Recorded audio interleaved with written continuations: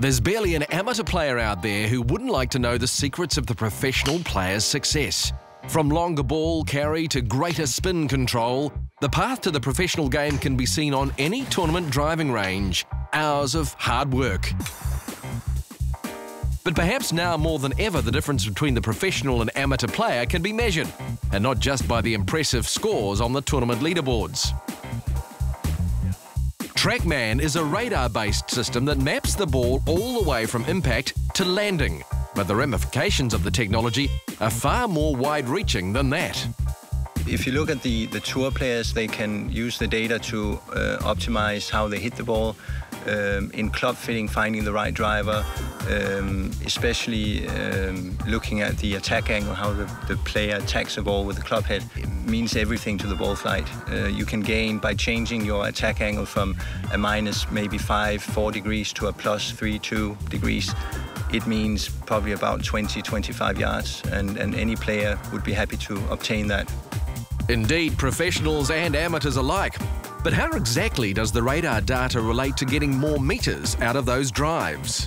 We see the club head from about hip height to hip height, and that's sufficient enough to give us a very accurate reading on the club head speed, attack angle, the club path, whether you come from the inside out or outside in. And when it comes to the ball, it's launch angle, spin on the ball. We actually measure the spin on the ball rather than calculating it. And that's also why we have rather than have an accuracy of maybe 400 or 500 RPM, we're down to 15 RPM. And that's, again, spin is very important to how the ball reacts in the air. Professional players with well-tuned games are now able to make minor changes and assess the results instantly.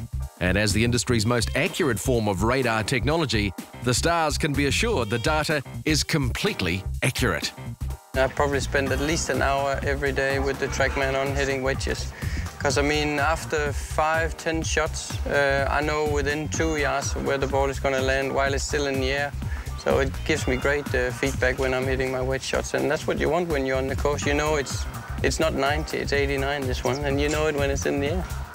In fact, the technology's been deemed so useful, there's barely a professional player out there who doesn't have some experience with its use. There's not one single company with a certain name to it that doesn't use it.